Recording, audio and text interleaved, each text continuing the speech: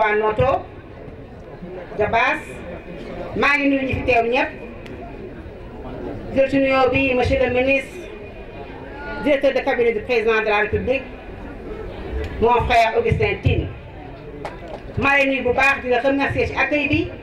di la remercier aussi ci accompagnement bi monsieur le ministre maa ngi jox sama nuyoo indi tam nuyoo délégation bi àndal waaye indi nuyoo femmes yi nekk teg ci tente bi mais femmes bu Sénégal yëpp ñu la jox sa wàccuwaay monsieur le président parce que tey suñu bés la. di nuyu monsieur le maire de la commune de Noto mon frère Aliou Sarr ñu ngi koy nuyu bu baax di ko jox cëram di ko remercier moom tam ci accueil bi ak message bi ma def sànq ñu ngi koy nuyu bu baax moom tam di ko ziar di ko remercier moom tam ci accueil bi ñu ngi koy remercier à mon nom et au nom de toute la délégation qui m'accompagne. di nuyu ma sœur madame le ministre Ndeye Tické di ko nuyu bu baax di ko ziar di kontaan ci moom di ko wax noonu la ñun on est tous ensemble jàppale le président Macky Sall ci liggéey bi ci taxawaay bi kon madame le ministre maa lay nuyu di la sargal di la remercier encore une fois. su ma nuyee responsable yooyu nuyu naa tous les responsables di nuyu les honorables députés yi fi teew les membres du haut conseil les membres du conseil économique social et environnemental di nuyu tous les responsables femmes les groupements de femmes les femmes leaders di distinguer madame la présidente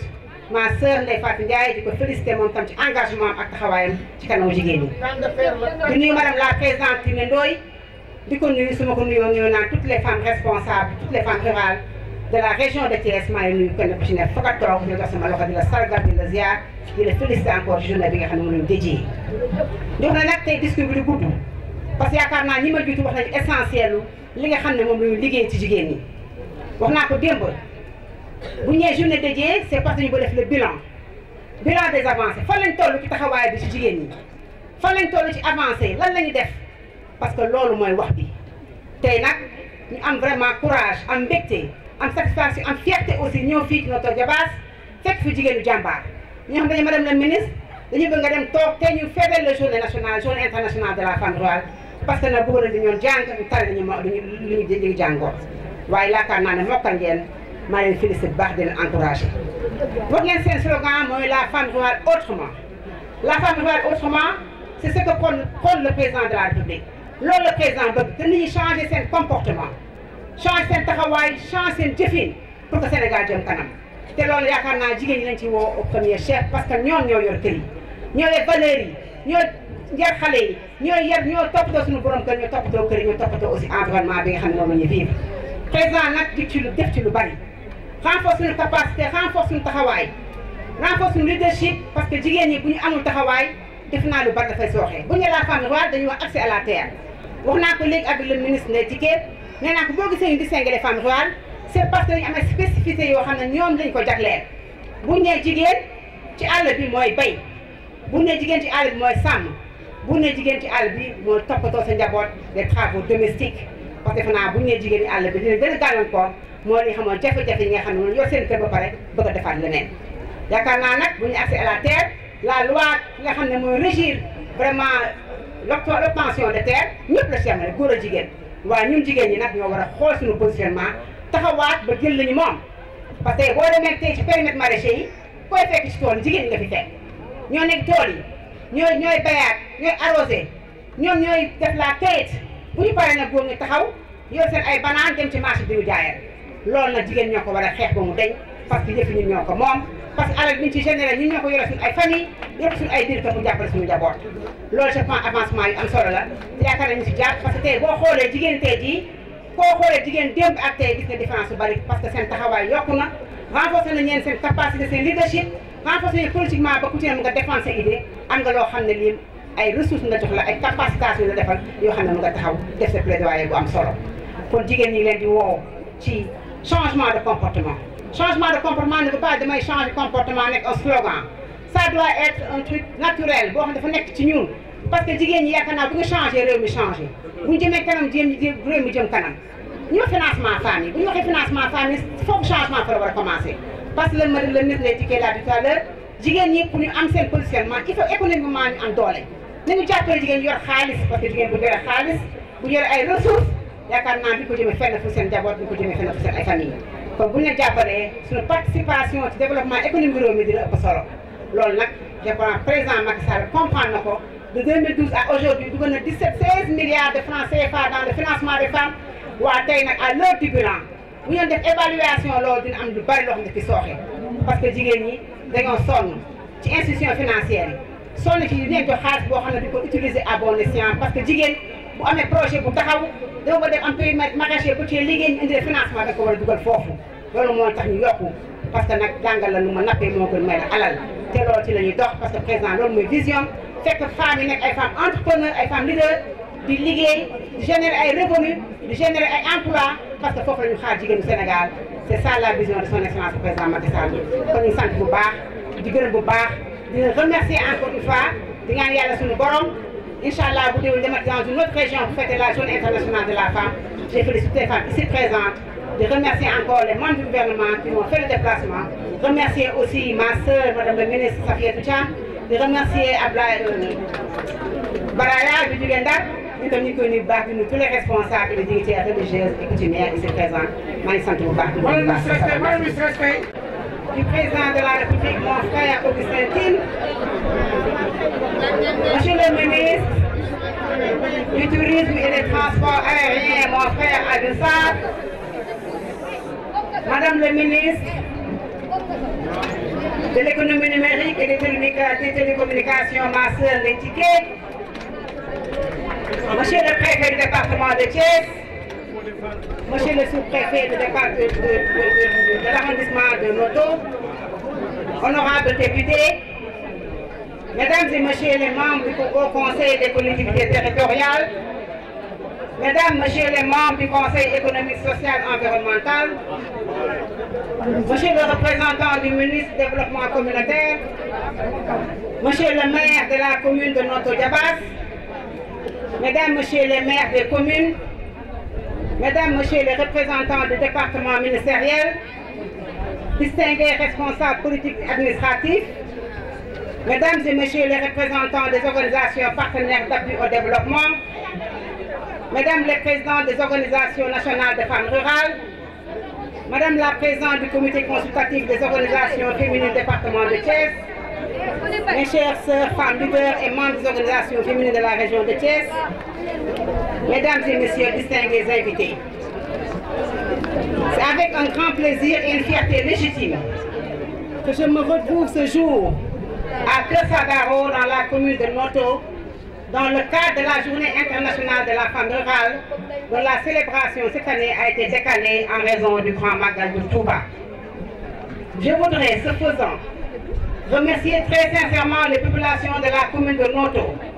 et plus généralement le département de Thiès pour l'accueil chaleureux et enthousiaste qui m'a été réservé avec ma délégation. Dans cette expression de gratitude, me permettrai de réserver une mention particulière à mes chers collègues membres du gouvernement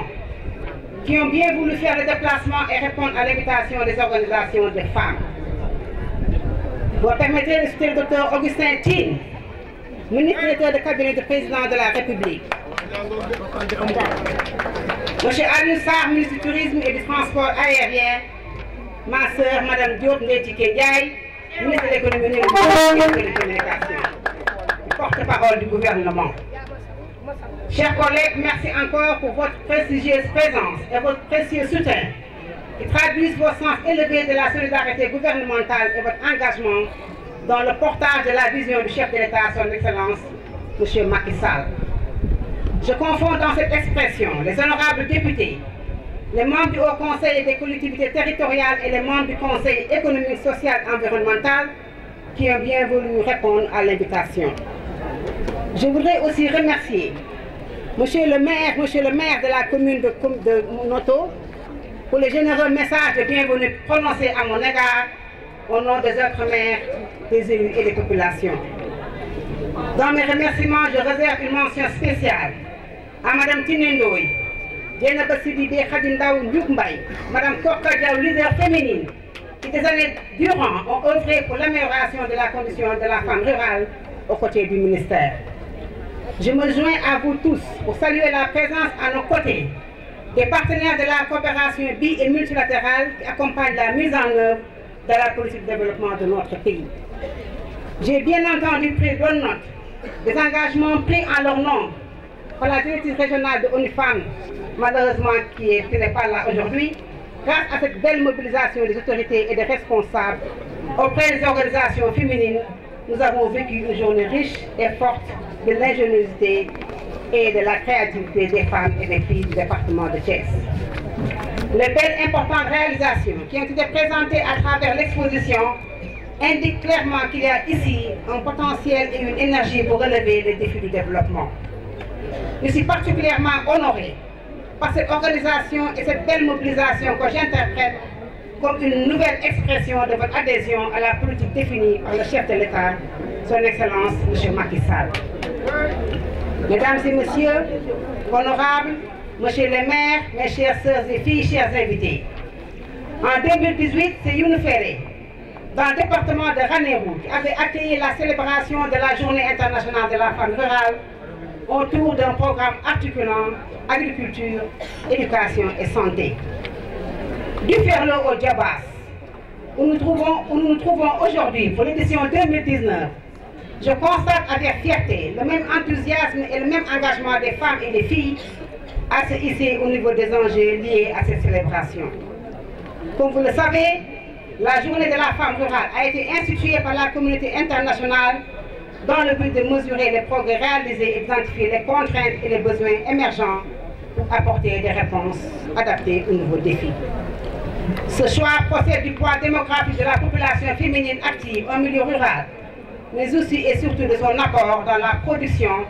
l'alimentation, l'éducation et l'amélioration des conditions de vie. Il a été constaté en effet que dans les pays en voie de développement notamment, cet apport substantiel n'est ni valorisé ni rémunéré au sein de l'écosystème économique, alors qu'un accès équitable entre les hommes et les femmes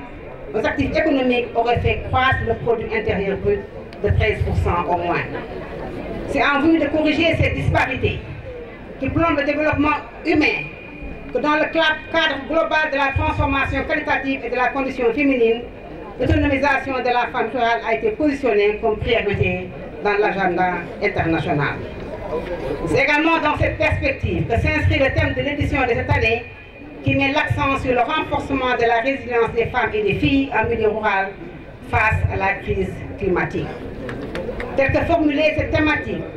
vise à engager les États, les organisations et les communautés à promouvoir des approches d'adaptation au changement climatique respectueuses de l'égalité des sexes. C'est par ce biais également que les productrices agricoles seront outillées pour faire face aux aléas et catastrophes naturelles liées au climat et à se positionner davantage dans le système économique. Cette grande ambition de faire de la femme rurale le moteur de la croissance économique dans le monde est en parfaite concurrence avec la volonté du chef de l'État de faire des Sénégalaises des locomotives dans son projet de conduire le Sénégal vers l'émergence en 2035. Cette volonté politique est accompagnée par la mise en œuvre de différents programmes sociaux, comme le PUDC, le PUMA, la bourse de sécurité familiale et la couverture maladie universelle qui posent les bases d'un développement local et d'une inclusion sociale à travers la réduction de la pénibilité des travaux domestiques, le renforcement de la productivité et l'amélioration de la qualité de vie en zone rurale. Mon département, après la stratégie nationale d'équité et d'égalité du genre, SNEC,